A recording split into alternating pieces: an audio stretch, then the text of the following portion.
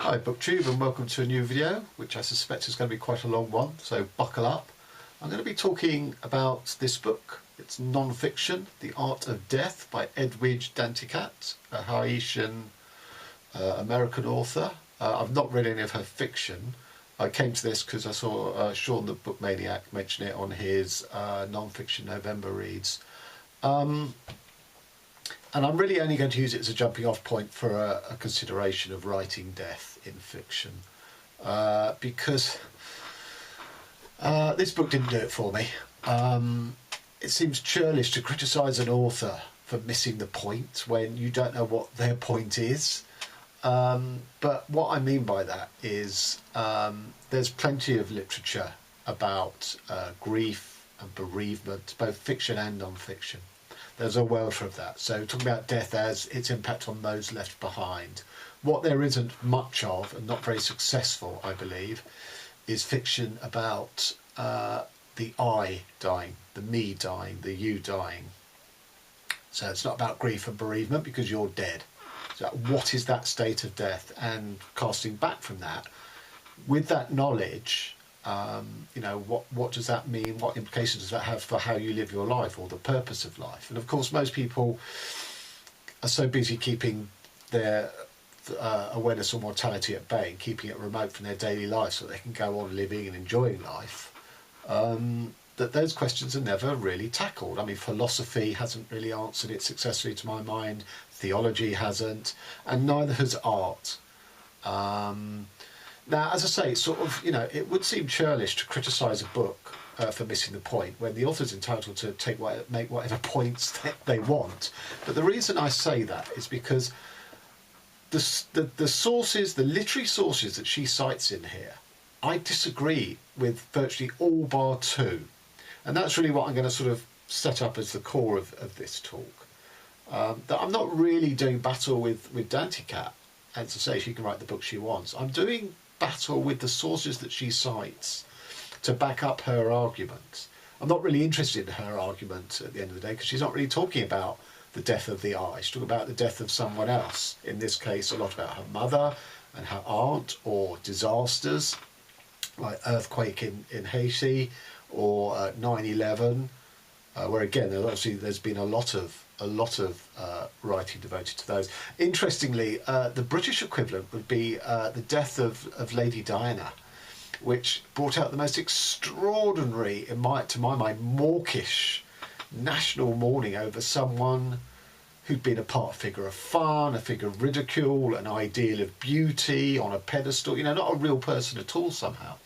And yet her sudden death seemed to sort of convulse the nation into this very sort of strange mass grief reaction, which I think was more about our national need at that point to express that emotion, to purge ourselves, catharsis for whatever reason, which I don't think had all that much direct to do with Diana, in the same way as I think the Brexit vote to leave recently has got very little to do with Europe. It was just a sort of collective cry of anguish of people who hadn't been listened to by the political classes for years, and had been ignored by London for years.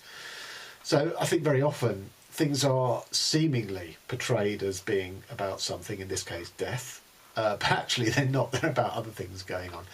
Anyway, so the first thing I want to say about this is that I was surprised at just how many of the sources she cites are people and books that I'd read. So there's Murakami's non-fiction about the Tokyo sarin gas attack and also the earthquake in Kobe. There's Elizabeth Kubler-Ross's On Death and Dying, which I read many years ago. There's the fiction, and Susan Sontag, Death as Metaphor, Illness as Metaphor and AIDS as Metaphor. Again, I've read both of those. And then there's the fiction of Faulkner, As I Lay Dying, Albert Camus, and also his philosophy book, The Myth of Sisyphus. Toni Morrison, who I haven't read. Who else? So I've got some notes here. Tolstoy, so lots of people that I'd read. Now I was surprised because it meant I was quite familiar in a way I wasn't anticipating. Interestingly, there's no critique of her, because in the same way as I hadn't read sort of Toni Morrison that she cites and Joan Didion that she cites, I can't criticise that I don't, that she may not have read David Markson and William Gaddis, whose books I think do deal with their own death. I mean, A Gape by Gaddis was a race against time as he was dying, and the book is sort of about that, although it's brilliantly it's not a one-to-one sort of translation of his current state towards death. It is a proper narrative about a proper character with a proper situation. And Markson also cites further texts about writers approaching their own death, writing their own death, in Henry James and Virginia Woolf, which I haven't read, so I can't really comment on that. Now, Danticat doesn't bring those into the argument. As I say, maybe she hasn't read them, and I can't criticise her for that. But they're two of the only examples, plus the two that Markson cites potentially, who do approach death in a much more useful way to humanity, I think. So I'm going to start by, I'm going to put this down finally, because hopefully now, YouTube is going to recognise this is a thumbnail picture. So I'm going to start by just reading out some of the quotes that Danticat cites in support of her argument, and sort of saying why I think those quotes are just wrong. So we start off with Toni Morrison, and this was a speech accepting her Nobel Prize. There's a moral force, we die, that may be the meaning of life, but we do language, that may be the meaning of our lives. I'm just going to read that again. We die, that may be the meaning of life, but we do language, that may be the meaning of our lives. And Don DeLillo, who's an author I'm really fond of, I've read virtually every single thing he's ever written. So I'm a big fan of Don DeLillo.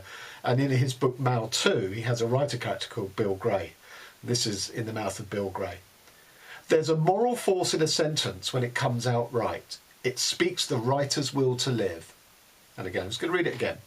There's a moral force in a sentence when it comes out right. It speaks the writer's will to live. Now, I disagree with both of those sentences. I don't disagree with the DeLillo that a writer who chooses to write is speaking of his will to live. Here is my creation. It will hopefully live beyond me. It will be my, immortality or whatever, which I don't personally hold to. I'm not that interested to me, if my work lives beyond me, it won't buy me immortality because I'll still be dead and rotting in the grave. But I accept that. What I don't accept is what both of them seem to have in common. Toni Morrison's "We do language, that may be the meaning of our lives," and DeLillo, "It speaks the writer's will to live." Writing a perfect sentence. Well, bully for writers. What about the rest of the population who are not writers? Yes, they have language, but does that preserve? Does that convey meaning of their life? I think this is a very privileged, elitist position that both of those quotes imply. And Toni Morrison, "We die, that may be the meaning of life." Well, I don't even understand what that means. De Beauvoir, this brings me to my next quote, Simone de Beauvoir, which I think was a book about the death of her mother, which I now can't remember the title of, sorry. Again, quoted in the Danticat. "You do not die from being born." Well, yes, you do, because before you come into existence as a clump of cells, you don't exist. And that random agglomeration of cells, which isn't entirely random because sort of DNA and sort of genes, makes it not random because it's drawn from your parents. But anyway, that random clump of cells gets born, develops consciousness, and from that, but from the moment you're born, there is a process of decay, of physical decay that will eventually claim your body and sweep you off to death. So before you exist, there's neither life nor death. There's just nothing in the terms of you, of your ego, of yourself. The moment you are conceived and develop into birth, you are born into death. De Beauvoir is completely wrong on that, to my mind. And I can't help feeling that it might be useful to do some prep work before that moment of sort of decline into death comes. But I will come back to that point. Okay, some more quotes. Joan Didion. "Death always wants to hog the stage. It cannot help itself. After all, death cannot write its own story. While we are still alive, we are the ones who get to write the story." Again, I'm just going to read that again. "Death always wants to hog the stage. It cannot help itself. After all, death cannot write its own story. While we are still alive, we are the ones who get to write the story." And then this is an author called Chitra Divakaruni. Everyone has a story, stories in order to live. So both Didion and Divakani are talking about stories, the importance of stories in life, and that somehow that keeps sort of death at bay, almost laughs in the face of death somehow. Again, I cannot agree with this, because the one thing that disappears with death is story. Both memories, gone, stories, gone, no more new stories to be created, no more stories to add to your pool of stories and memory. So, you know, story has no power in that respect against death. Yes, it might have power in terms of influencing others who are still alive, or political change, or information, or influence, all that sort of stuff, yeah. Although, in a different video, I'm going to talk about that as well. But in terms of laughing in the face of death or holding back death, stories have no power, because once you're dead, there's no story for you. There might be some lingering sort of memories and stories to keep your memory alive by those left behind, but you, again, rotting under the ground, means nothing, gives you no sustenance, can't help you. Those quotes which make up the, you know, the sort of thrust of this book, I've disagreed with all of them. Therefore, I can't buy the argument of this book. You know, Danticat's own contribution is, she talks, I can't remember which writer she quotes, but she talks about microscopic truthfulness. That writing about the microscale, you know, sort of the everyday, real life, real person's experience. So truth, you know, what you understand as truth, allows us, apparently, to approach the macro scale of death, what that means to every individual of the species, because every individual of the species will suffer that. You know, whatever our individual stories, our individual experiences, somehow that can agglomerate together, and we will understand death, what it means to die. But I don't see any evidence of that. As I say, the theologians haven't solved it, the philosophers haven't solved it, the artists sure as hell haven't approached it, because as a species, you know, with no, you know, 3,000 years of relative sort of joined together thinking, we're no closer approaching what the meaning of death and therefore the meaning of life is at all. So to me, this micro scale build up Lego sort of construction approach to understanding death has yielded nothing, absolutely nothing of value.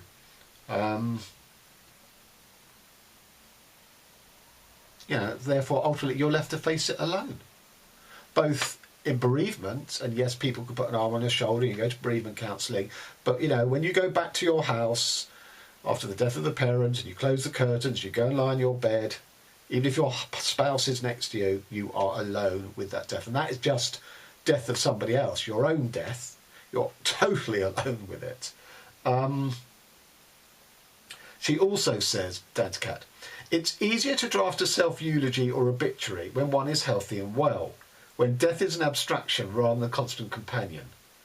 Well, that's probably true, but the whole point is death is always a constant companion, and it is our choice as a species on the whole to make it not a constant companion, to keep it at arm's length, to make it remote, in order that we can go on living a life not you know, twinged at with anxiety and dread of death. Now, I totally understand that. You know, that seems a very rational response to the irrationality and the non-understanding of death. I do understand that, but personally, I can't buy into that. I think we should be interrogating, you know, what it means to have death as a constant companion, way beyond the time when you start sort of falling sick and actually confronting death as a much closer prospect. It might, you know, it might set you up better for accepting, you know, that passing into the night, or it might help you understand what your purpose on life is at age 20 and 30, rather than trying to look back at age 50, 60, 70, whenever you fall ill, and thinking, you know, what was that all about? What, you know, did my life amount to anything? Does it mean anything? You know, let's look forward and prepare, rather than look back and try and extract meaning, which is my main problem with story, to be honest, of memoir, because memoir imposes a narrative order and a patterning that did not exist while you were living that life, and it's looking back instead of just living it in the moment. But again, that's probably a separate story. And again, she says, when people are sick or dying, the act of putting together final thoughts about oneself is much more laden with emotion. Again, correct, but it's too late by then. You know, the emotion is overwhelming. It's a deluge. You're going to die, you know. If you've done some prep work all throughout your life, maybe you won't be overwhelmed with emotion as you're lying in your deathbed. Again, I think, you know, it's looking at it from the wrong end of the telescope to me, all of this. Danticat cites Christopher Hitchens in his book Mortality. In his last months, he's unable to eat and drink because of his cancer. So all he has is the conversations of friends who come to visit him, to talk, and they form new memories of conviviality. But in just a few months, those memories will be gone. You know, he'll be dead. No, you know, no more conversations, no more talking about past memories, no more forming of future memories. They're snatched away from him. And this sort of cosmic injustice, as I see it, is exactly what we as a species, but particularly our artists, given the ground seeded by theologians and philosophers, is exactly the ground that us artists should be, you know, tilling to try and help us as a species get to grips with something we failed to get to grips with in 3,000 years. Now, it might be true that it's just impossible to get to grips with it, to provide meaning. Me personally, and I've only got a few decades at most left, you know, on my, you know, quest to do this, I don't believe that. I think that there are ways and admittedly sort of gobbets of knowledge and information. You know, I don't think there's a one-size-fits-all solution about death. But I think we can improve our lot. But artists have to sort of, you know, put their shoulders to the wheel and you know, get with the programme. And they've ceded the ground because they're as afraid as everybody else. And again, you can understand that. You know, when we visit deathbeds in hospitals, you know, we sort of get distracted and fuss over the details of the room or the care. You know, the last moments in the atrium of death. You know, and it does your life flash before you, and all your memories, you know, before death. Well, you know, we don't know. In film it happens. If it happens in life, well, you know, that's a very taunting, mocking thing to happen, because that's exactly what's going to get snatched away with you once your light goes out and your consciousness is switched off. You know, we concentrate on the wrong end of the things. We have the wrong end of the scale. You know, it's about the vestibule towards death. And we're stuck in that sort of waiting room, and we, you know, writers write death scenes. But no, it's not about that. It's about the eternity that lies beyond that. That's the thing that no one ever seems to write about. And in a way, how can you write about it? Maybe the only narrative, well, not even narrative, that's the wrong word. Maybe the only way to represent that is to have just a void in the text. You know, like a black hole with the dimensions of a black hole sucking everything into that void, because that's where we will all end up ourselves. And that's kind of a hard thing to conceptualise and to reproduce through language, through art. So again, maybe that is an impossibility. And if you want a preview of what that eternity of nothingness, of oblivion, of annihilation is like, you know, I refer to it as a sort of, you're in a dreamless sleep from which you will never wake up. So you have no, obviously, you know, you have no sense of anything. You have no sense of being asleep. You have no sense of it being dreamless. You have no sense of time passing, because time for you is finished. It's not ticking on anymore. It's not marching on anymore. But if you want a preview of what that might be like, I was talking to a friend of mine last week whose father has dementia. And he was saying what is remarkable to him is that his father can't remember what he did yesterday.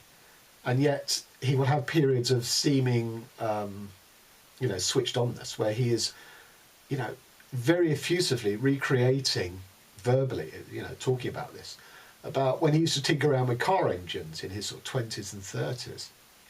And he will reproduce the model of car, he'll reproduce exactly what he did to the engine, you know, in this sort of, you know, immense detail. And to my mind, that, you know, it's like, well, yes, your deeply laid memories from much earlier in your age are the ones that will always be the last to go. It's like, to me, it's like sort of fine wines, bottling fine wines, in that the older vintages, you know, were decanted into bottles and laid down in the wine cellar years and years ago, and they will be fine wines. The problem with the more recent vintages is, you know, you've got the shakes, so you can't decant the wine into the bottle, and it's turned and it's going to taste of vinegar. And those are the memories that are inaccessible in the immediacy of dementia. Whereas the more deep time laid down bottles are still accessible.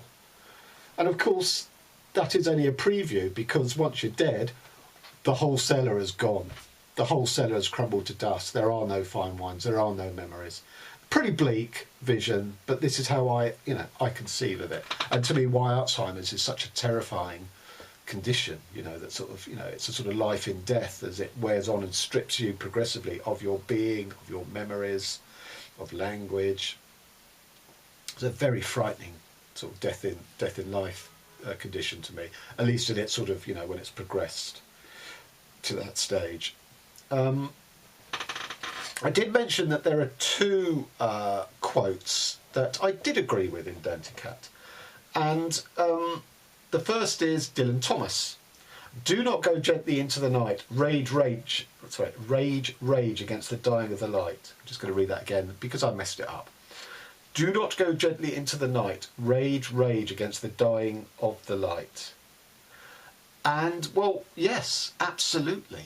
I don't think you can accuse someone who sort of, is exhausted and just, gives in to death, just, passes away, wishes themselves away, all that sort of thing. I don't think you can criticise them as not putting up a fight.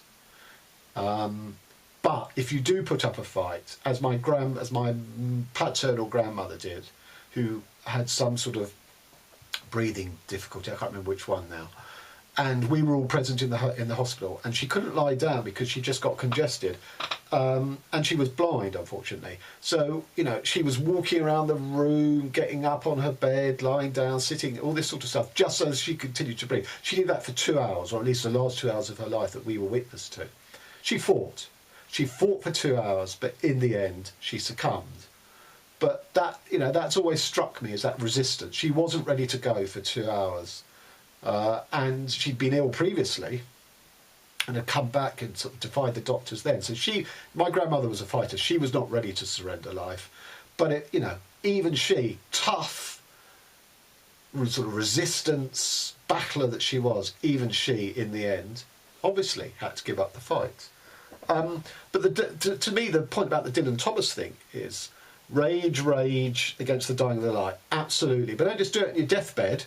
Do it throughout life. And, as an artist, that's how I see, I'm raging about what, as I said, I've called a cosmic injustice of what the human condition is. That, whatever you build up in life and all the valuable, pleasurable, meaningful things, boom, snatched away from you. And so I see that as a cosmic injustice. It makes me absolutely angry, I am fueled by rage. My writing is fueled by rage. And that's at the heart of it. I'm sure a Freudian would say, well, no, it's, the original Oedipal complex in some ways fueled my rage. Maybe, if you believe that sort of stuff. But no, mine's a more existentialist rage, especially as, I've always felt it, but I feel it more keenly now because I'm getting closer to, to having it snatched away from me. And I'm only a little bit along the path of understanding why. And the other quote that I found meaningful was from Tolstoy, which is there any meaning in my life that wouldn't be destroyed by the death that inevitably awaits me? I'm going to read that again because it's Tolstoy and it takes some thought sinking in. Is there any meaning in my life that wouldn't be destroyed by the death that inevitably awaits me? Well, no. There isn't. All meaning will be, and even in the hole that you leave behind you with your loved ones, when they die 3-4 generations down the line, then there is no meaning of you left at all because there's no one left to preserve it. And okay, you might have some published books or films or sculptures or whatever, but as I said, to my mind, that's no consolation. I mean, I would be glad if my books live beyond my life in the sort of the human library of knowledge and information. I would feel good that hopefully that might help future members of the species in some way. But for me and my loved ones, apart from maybe some royalties for a few years, there's no benefit. It still doesn't overcome or compensate or mitigate that cosmic injustice of it all going away. That is precisely the question. Why build up any meaning, any relationships, any achievements in life when they're going to be snatched away from you? And yes, I understand that relationships, achievements, and meaning, or whatever that might mean, are the things that make life bearable. But it's a two-way process. That living one's life, making achievements, making relationships, maybe forging some meaning, making life bearable through doing those, also helps to keep death at bay. Awareness of death, awareness of mortality. But then, does that make these things achievements, relationships? Does that just make them escapism? Which comes back to my point. Can we do this prep work? Can we be aware that we are born into death? That death is our constant companion in any useful way? Because if you don't, if you keep death at bay, it's escapism. But if you bring, if you're aware of it and you're constantly sort of thinking about death, it can overwhelm you, it can crush you, that way madness lies. So that's not a solution either. She quotes Annie Dillard, who's a memoirist, wrote a book called The Writing Life. Annie Dillard exhorts us to write as though every story were our last, as though we were dying. Quote, at the same time, assume you write for an audience consisting solely of terminal patients. That is, after all, the case. What would you begin writing if you knew you would die soon? What could you say to a dying person that would not enrage by its triviality? Well, I sort of agree with that and I sort of don't. Because you're not writing for a group of terminal patients. You are in the physical sense, but most people aren't aware that they're terminal patients at age 20, 30, 40. So I'm not sure that's right. I do agree that's what, in a different sort of mindset for the species, that's what it would be. But we're not at that position, And I like her sort of call to write as though it's your last because you're going to die. Yeah, absolutely. And also, does a writer have to write, does every writer's book have to be about death? Well, of course not. Writers can write whatever they like. But I think it's the distinction I make is I think it's important that writers are aware of their mortality, and that may or may not inform and feed into each one of their works. It's not a compulsory thing, but, I've been aware of my mortality since I was a kid.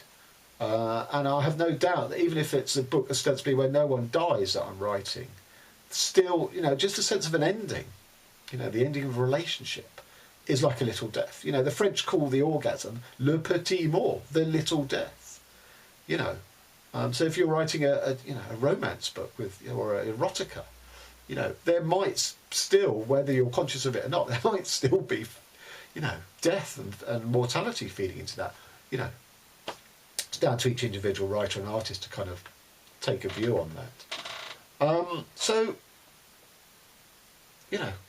The difference is that most writing in fiction is concerned with the third person death, i.e.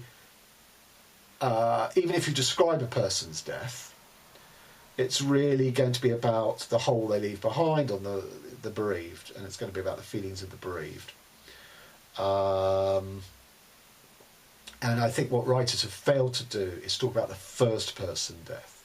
And I think it's interesting that points up more than any other writing trope or writing situation, the difference between third and first person, because we will all suffer death in the first person.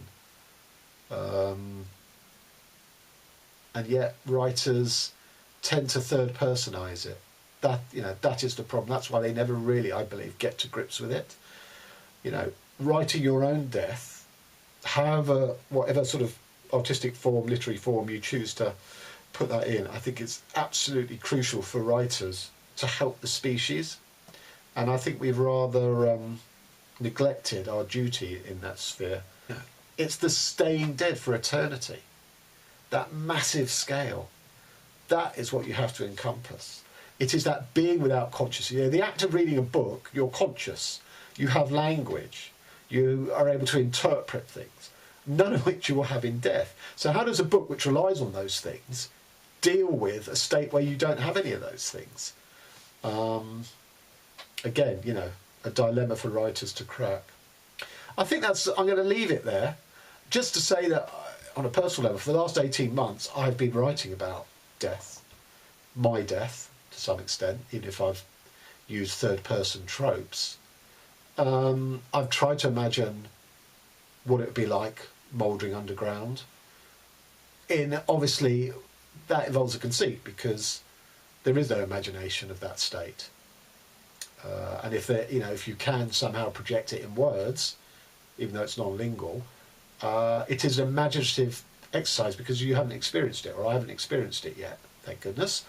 So I've been doing this for 18 months, and I will admit that I haven't approached it with the sort of full intensity of entering that black hole.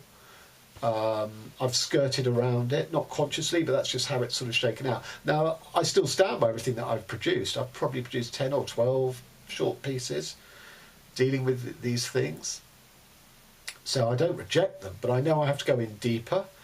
And it's true, you know, when I call for, you know, prep work, you know, if you start thinking about death at age sort of 20 and 30, it might so overwhelm you that it might induce a breakdown.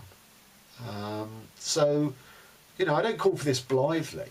It's more sort of throwing it out there of the two sides of the dilemma. Escapism, not thinking about death, so it creeps up and surprises you when you are on your deathbed, versus can we somehow, you know, drill deeper into meaning of death and therefore the meaning of life, you know, that precedes it. Can we do any prep work?